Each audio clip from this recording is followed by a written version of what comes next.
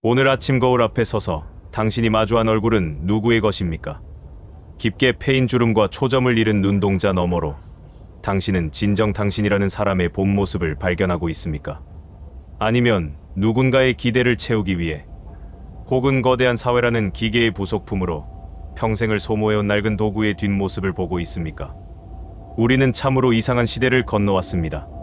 태어나는 순간부터 숫자로 증명되어야 했고 걸음마를 떼기 시작하면서부터 쓸모있는 사람이 되어야 한다는 무언의 압박 속에 스스로를 채찍질하며 달렸습니다. 학교에서는 성적으로, 사회에서는 직급으로, 가정에서는 헌신이라는 이름의 통장 잔고로 우리의 가치를 매겼습니다. 그 서슬퍼런 잣대 아래서 우리는 한 번도 온전한 나 자신이었던 적이 없었습니다. 쓸모있다는 말은 달콤하고도 치명적인 독배였습니다. 누군가에게 필요한 사람이 된다는 자부심은 우리를 지탱하는 힘이었지만 그 이면에는 서글픈 진실이 숨어 있었습니다. 무언가에 쓰임이 있다는 것은 결국 철저히 소모되고 있다는 뜻이기도 합니다. 잘 드는 칼은 숫돌에 갈려 나가며 나를 세워야 하고 튼튼한 기계는 쉼 없이 돌아가며 제사를 깎아내야 합니다. 우리 역시 세상이 말하는 쓸모를 증명하기 위해 가장 빛나는 청춘을 바쳤고 뜨거웠던 열정을 지불했습니다.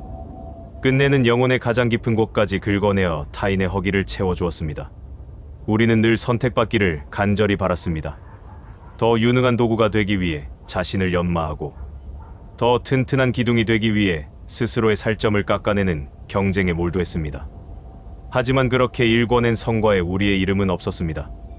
우리는 그저 기능을 수행하는 존재였을 뿐입니다. 아버지는 돈을 벌어오는 기능으로, 어머니는 살림을 지탱하는 기능으로, 사원은 회사를 키우는 기능으로 말입니다. 우리가 꿈꿨던 사소한 낭만들은 비효율적이라는 이유로 늘 뒷전으로 밀려났습니다. 생산성이라는 거대한 감옥 안에서 우리는 스스로 간수가 되어 자신을 감시하며 살아온 셈입니다. 그렇게 숨가쁘게 달려온 끝에 우리에게 남은 것은 무엇입니까? 남들에게는 유능한 일꾼이었을지 모르나 정작 나 자신에게는 가장 가혹한 착취자였음을 이제야 깨닫습니다. 쓸모의 감옥은 벽이 없어서 더 견고했습니다. 보이지 않는 창살이 우리의 생각과 행동을 가두었고 조금이라도 쉬려 하면 죄책감이라는 채찍으로 우리를 다시 일으켜 세웠습니다. 우리는 평생 무엇이 되기 위해 노력했을 뿐 단 한 번도 나로서 존재해 본 적이 없습니다. 그리고 이제 그토록 견고하던 감옥의 문이 열리려 하고 있습니다. 그런데 참 이상한 일입니다. 자유가 찾아왔는데 왜 우리는 해방감이 아닌 더 깊은 불안과 공포를 느끼고 있는 것일까요? 자유라는 선물이 도착했을 때 우리가 느끼는 것은 환희가 아니라 형언할 수 없는 비참함입니다. 그것은 평생 우리를 정의해왔던 기능이 사라졌기 때문입니다. 퇴직이라는 이름의 단절 이후 우리를 찾아오는 것은 평화가 아니라 어디에도 소속되지 못했다는 실존적 공포입니다. 한때는 세상을 굴리던 거대한 톱니바퀴였다고 믿었지만 멈춰 선 기계의 부속품은 더 이상 누구에게도 매력적이지 않습니다. 한낮에 공원을 배회하며 마주치는 타인들의 바쁜 발걸음은 더 이상 저 흐름에 합류할 수 없는 우리 자신의 처지를 확인시켜 줄 뿐입니다. 휴대폰의 무거운 정적은 우리를 세상에서 지워진 투명인간으로 만듭니다. 우리는 평생 쓰임이 곧 존재라 배웠습니다. 그래서 쓰임이 다한 지금 스스로를 폐기 처분될 날만 기다리는 유통기한 지난 상품처럼 여깁니다. 사회는 우리에게 정중히 퇴장을 권하지만 그 친절한 언어 이면에는 냉혹한 경제적 논리가 흐르고 있습니다. 이익을 내지 못하는 존재, 더 이상 누군가에게 이득을 주지 못하는 인간은 숲의 잡목과 다를 바 없다는 비정한 시선입니다. 그 차가운 시선을 우리는 고스란히 내면화합니다. 아무것도 생산하지 않는 하루가 죄악처럼 느껴지고 누군가에게 도움을 주지 못하는 자신을 견디지 못합니다. 이 공포는 사실 세상이 우리에게 건 거대한 가스라이팅의 결과물입니다. 효율성이라는 이름의 신을 숭배하며 살아온 대가로 우리는 인간이라는 고귀한 생명을 그저 성능 좋은 도구로 격화시켰습니다. 기계가 멈추면 고철이 되듯 우리도 쓰임이 닿으면 끝이라고 믿게 된 것입니다. 매달 들어오던 월급이 끊기고 명함 속 직함이 사라지는 순간 우리는 자신의 알맹이마저 사라진 것 같은 극심한 허기를 느낍니다. 하지만 이 깊은 상실의 구덩이 밑바닥에서 우리는 한 줄기 빛을 보아야 합니다. 세상이 우리를 버렸다고 말할 때 사실은 우리가 비로소 온전한 자신을 되찾을 수 있는 유일한 기회를 얻은 것인지도 모릅니다. 도구가 기능을 상실하는 그 순간이 역설적으로 도구가 아닌 인간으로 다시 태어나는 고통스러운 해산의 순간이기 때문입니다. 기능을 잃고 버려진 연장의 슬픔은 이제 아무에게도 쓰이지 않아도 된다는 장엄한 해방으로 나아가야 합니다. 그 해방의 길목에서 우리는 아주 오래전부터 우리를 기다려온 한 현자의 목소리를 듣게 됩니다. 세상의 모든 고든 나무들이 잘려나갈 때 어떻게 홀로 살아남아 숲의 주인이 되었는지 말해주는 장자의 목소리 말입니다. 장자가 말한 그 숲의 끝자락으로 가보십시오. 그곳에는 목수들이 고개를 저으며 지나치는 비틀리고 구부러진 거대한 나무 한 그루가 서 있습니다. 목수들은 그 나무를 보며 혀를 찹니다. 줄기는 뒤틀려 기둥으로 쓸 수 없고 가지는 굽어서 석가래로도 맞지 않으며 잎사귀는 맛이 써서 짐승조차 먹지 않는다고 말입니다. 목수의 눈에 그 나무는 철저히 실패한 존재이며 숲의 자양분만 축내는 무용한 덩어리일 뿐입니다. 하지만 바로 그 지점에서 장자는 우리의 뒤통수를 치는 서늘한 통찰을 던집니다. 똑바르고 곧게 자란 나무들은 어떻게 되었습니까? 그들은 목수의 눈에 띈 순간 도끼날에 몸이 찢기고 톱날의 살점이 잘려나갔습니다. 누군가의 화려한 대문을 지탱하는 기둥이 되거나 화롯불에 뜨거운 불꽃을 피우기 위한 땔감이 되어 흔적도 없이 사라졌습니다. 세상의 쓸모를 증명한 대가로 그들은 자신의 생명을 지불해야 했습니다. 반면 아무짝에도 쓸모없다며 버림받았던 그 굽은 나무는 어떻습니까? 도끼를 든 자들도 외면하고 집을 짓는 자들도 무시했기에 그 나무는 수천 년의 세월을 오롯이 자신의 것으로 누릴 수 있었습니다. 새들이 날아와 둥지를 틀고 지친 나그네가 그 넓은 그늘 아래서 잠을 청하며 비바람을 견뎌낸 껍질은 그 자체로 거대한 역사가 되었습니다. 우리는 지금껏 이 거꾸로 된 진실을 외면한 채 살아왔습니다.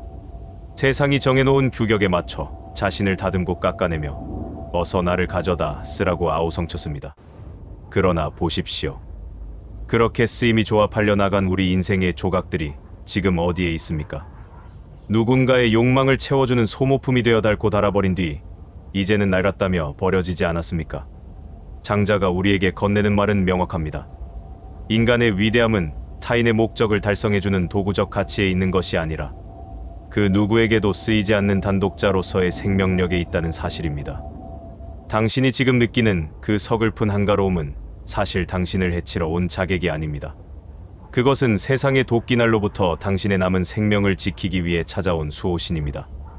이제 더 이상 당신의 몸을 기둥으로 쓰려는 자도 당신의 정신을 땔감으로 태우려는 자도 없습니다.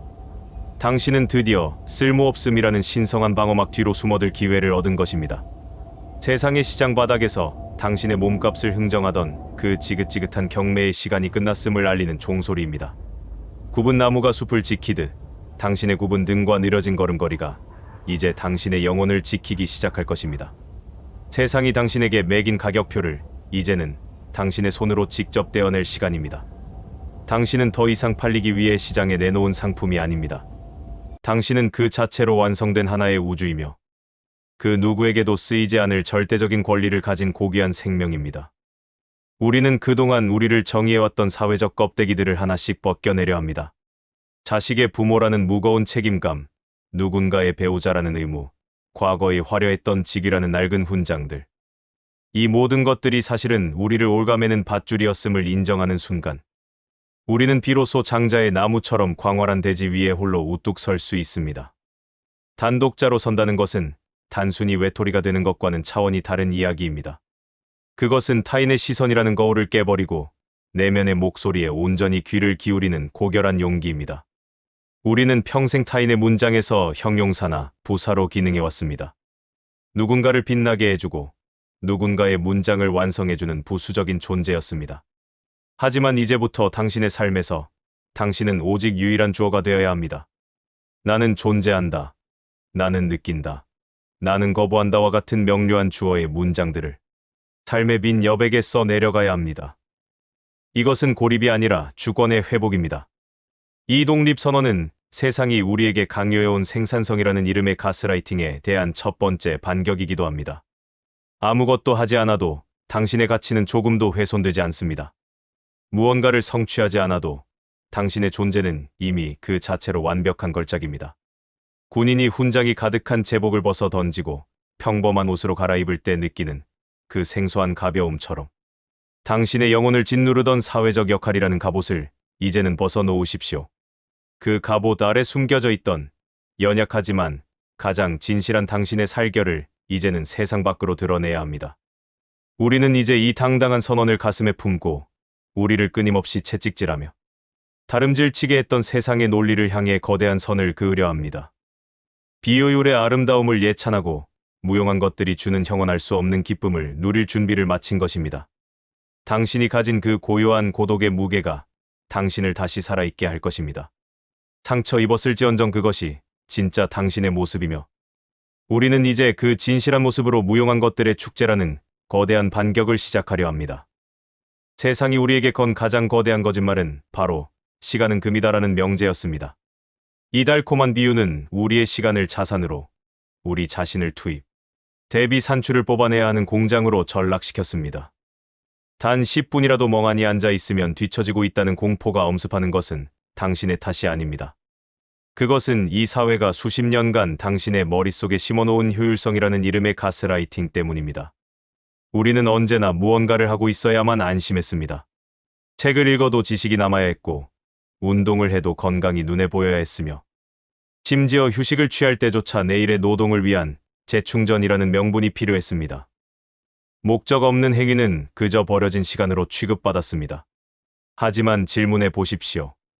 꽃이 피는 것이 무엇을 생산하기 위함입니까? 그르는 강물이 어떤 효율을 따져 바다로 향합니까? 자연의 모든 생명은 그저 존재할 뿐입니다. 오직 인간만이 자신의 생을 끝내야 할 프로젝트로 여기며 스스로를 들들 볶습니다. 자본의 논리는 우리에게 끊임없이 속삭입니다. 당신의 시간이 돈이 되지 않는다면 당신의 존재는 가치가 없다고 말입니다. 이 가혹한 논리는 은퇴 이후의 삶조차 침범합니다. 이제 좀 쉬어도 될 법한 나이에도 우리는 무언가 자격증을 따거나 소소한 일거리라도 찾아야 한다는 강박에 시달립니다. 생산성의 노예가 된 영혼은 아무것도 하지 않는 절대적 자유를 견디지 못하고 스스로를 다시금 노동의 현장으로 몰아넣습니다. 우리는 이제 이 거대한 사기극을 향해 반격을 시작해야 합니다. 효율성은 기계의 미덕이지 인간의 미덕이 아닙니다. 인간의 진정한 가치는 얼마나 많은 일을 해내느냐가 아니라 얼마나 깊게 삶의 순간들을 음미했느냐에 달려 있습니다. 우리가 그토록 무시했던 시간 낭비야말로 사실은 우리 영혼이 숨을 쉴 수 있는 유일한 구멍이었습니다. 아무런 목적 없이 낙엽을 밟는 소리에 귀를 기울이고 지는 해의 색깔이 어제와 어떻게 다른지 관찰하는 그 쓸모없는 행위들이야말로 우리를 인간답게 만드는 성스러운 의식입니다. 세상이 말하는 성공의 궤도에서 이탈하는 것을 두려워하지 마십시오. 이제 우리는 무엇을 할 것인가라는 질문 대신 어떻게 존재할 것인가를 물어야 합니다. 생산성의 채찍을 내려놓고 세상이 쓸모없다고 규정한 것들의 숲으로 당당히 걸어 들어갑시다.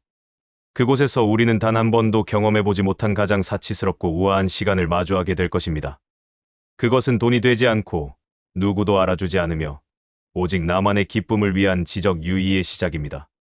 세상의 논리로는 결코 이해할 수 없는 가장 강력하고도 아름다운 무용의 축제가 지금 우리 앞에 펼쳐지려 하고 있습니다. 그 축제의 장에서 우리는 돈보다 귀하고 업적보다 찬란한 진짜 즐거움의 정체를 마주하게 될 것입니다. 이제 우리는 세상이 낭비라고 부르는 것들의 거룩한 성소로 들어갑니다. 당신이 평생 외면해왔던 그러나 당신의 영혼이 그토록 갈구했던 무용한 기쁨들에 대하여 말해보려 합니다. 돈이 되지 않는 공부를 시작하십시오. 누군가에게 자랑하기 위한 학위도 취업을 위한 자격증도 필요 없습니다. 그저 어느 이름 모를 시인의 문장 한 줄에 가슴이 떨려 밤을 지새우고 우주의 기원을 다룬 두꺼운 과학 서적을 보며 내가 얼마나 작은 존재인지 깨닫는 그 경이로운 순간들이야말로 인생의 가장 화려한 사치입니다. 세상은 묻겠지요. 그걸 배워서 어디에 쓰려고 합니까?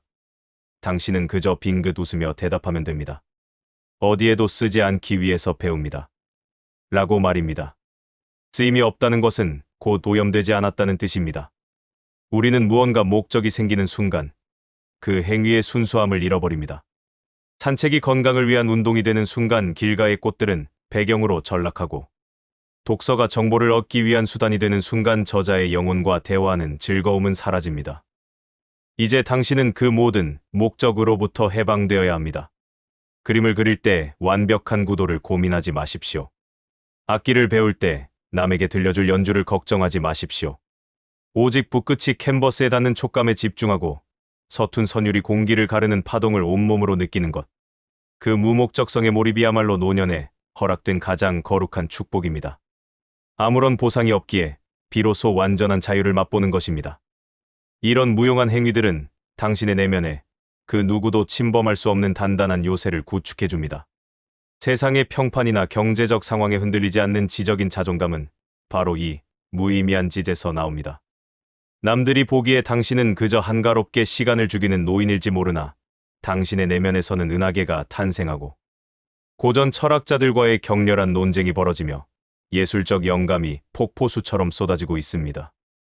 이것은 늙지 않는 정신의 유혹이며 육체의 쇠락을 비웃는 지적인 에로티시즘입니다. 평생 타인을 위해 봉사했던 당신의 감각들을 이제는 오직 당신의 유의를 위해 사용하십시오. 감각의 사치를 부리는 것을 결코 주저하지 마십시오. 우리가 인생이라는 무대에서 마지막으로 챙겨야 할 것은 통장의 잔고가 아니라 이토록 무용한 것들을 사랑하며 느꼈던 황홀한 기억들입니다. 그 기억들이 당신의 영혼을 투명하게 씻어내고 죽음조차 빼앗아 갈 수 없는 고결한 품격을 완성할 것입니다. 이제 우리는 아무것도 생산하지 않음으로써 세상에서 가장 위대한 것을 창조하는 단계로 나아갑니다. 그것은 바로 나 자신이라는 미완의 걸작입니다. 무언가를 해내야 한다는 강박을 버리고 오직 존재하는 것만으로 혁명이 되는 시간. 이제 우리는 그 어떤 수식어도 필요 없는 현존하는 그 자체의 아름다움을 선포하려 합니다. 우리는 평생 이름 앞에 붙는 수식어를 지키기 위해 영혼을 소모했습니다. 누군가의 부모, 어느 회사의 간부, 믿음직한 이웃이라는 그 꼬리표들이 우리를 정의하는 전부라고 믿으며 살아왔습니다. 하지만 그 껍데기들을 하나씩 벗겨내고 남은 알맹이, 즉 오직 당신이라는 단독자의 순수한 생명력을 대면해 본 적이 있습니까?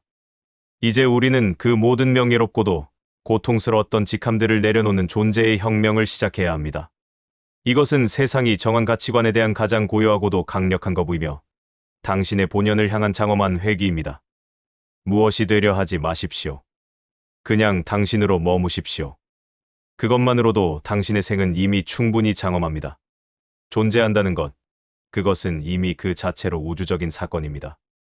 당신이 지금 이 순간 공기를 들이마시고 심장의 박동을 느끼며 고요한 창밖을 응시하는 것만으로도 당신의 삶은 이미 차고 넘칩니다. 우리가 그토록 갈망했던 위대함은 성취의 정점에 있는 것이 아니라 아무것도 증명할 필요가 없는 존재의 심연에 있었습니다. 산이 무언가를 생산해서 장엄한 것이 아니듯 바다가 효율적이라서 경이로운 것이 아니듯 당신 역시 무언가를 해내야만 가치가 생기는 도구가 아닙니다. 당신은 그저 존재하기 때문에 귀하고 살아있기에 성스럽습니다. 이제 당신의 가치를 숫자로 측정하려는 세상의 모든 저울을 스스로 파괴하십시오. 이 혁명은 거창한 구호가 필요 없습니다. 아무것도 생산하지 않는 자신을 기꺼이 껴안는 것, 목적 없는 하루를 가장 소중한 선물로 받아들이는 것, 그리고 더 이상 누군가에게 쓰여지기를 거부하는 결단만으로 충분합니다. 당신의 생명이 가진 고유한 향기는 무언가에 쓰일 때가 아니라 오직 당신 자신으로 온전히 현존할 때 비로소 가장 진하게 배어나옵니다. 세상은 당신이 멈춰섰다고 비웃겠지만 당신은 비로소 당신만의 영원에 도달한 것입니다. 그 누구도 흉내낼 수 없는 당신만의 결을 따라 흐르는 이 시간을 온전히 누리십시오. 우리는 이제 이 고요한 승리를 가슴에 품고 인생이라는 거대한 캔버스 위에 마지막 붓질을 남기려 합니다. 비어있기에 비로소 완벽해지는 당신이라는 걸작의 마지막 장을 향해서 말입니다. 무언가로 채워지지 않아도 그 여백조차 당신의 일부임을 인정하는 순간 당신의 삶은 비로소 완성에 이르게 됩니다. 아무도 알아주지 않는 들꽃이 오직 자신의 생명을 다해 피어오르듯 우리도 이제 타인의 시선을 넘어 오직 나로서 존재하는 마지막 축제를 준비해야 합니다. 그것은 세상에서 가장 쓸모없으나 동시에 가장 고귀한 우리 생의 마지막 선언이 될 것입니다. 이제 우리의 긴 여정이 막을 내리려 합니다. 평생을 쓸모라는 이름의 채찍질 아래 숨 가쁘게 달려온 당신에게 마지막으로 이 한마디를 꼭 남기고 싶습니다. 인생이라는 도화지는 무언가를 가득 채워야만 완성되는 작품이 아닙니다. 오히려 불필요한 욕망을 지워내고 타인의 기대를 걷어내어 가장 투명한 나 자신만 남았을 때 비로소 걸작이 됩니다. 우리가 그토록 두려워했던 빈손과 빈 가슴은 사실 우주의 가장 고귀한 지혜를 담기 위한 성스러운 빈 그릇이었습니다. 세상은 여전히 당신에게 성과를 묻고 쓰임새를 따질 것입니다. 하지만 이제 당신은 그들의 비정한 질문에 대답할 필요가 없습니다. 당신은 이미 증명해야 할 모든 것을 증명했고 세상에 지불해야 할 모든 대가를 치렀습니다. 이제는 오직 당신의 영혼이 속삭이는 내밀한 소리에만 집중하십시오. 돈 안 드는 책을 읽고 길가의 돌멩이와 대화하며 지는 노을을 바라보며 속절없이 눈물 짓는 그 무용한 순간들이 당신을 영원히 자유롭게 할 것입니다. 장자의 굽은 나무가 숲의 주인이 되었듯 당신의 쓸모없음은 당신의 노후를 지키는 가장 단단하고 고결한 갑옷이 되어줄 것입니다. 그 누구에게도 쓰이지 않기에 그 누구도 당신을 함부로 해칠 수 없는 그 절대적인 평온 속에서 당신만의 마지막 축제를 만끽하십시오. 당신은 더 이상 누군가의 도구가 아닙니다. 당신은 오직 존재 그 자체로 우주를 밝히는 별입니다. 가장 화려하고도 고요한 당신의 반란을 진심으로 응원합니다. 부디 마음껏 무용해지십시오.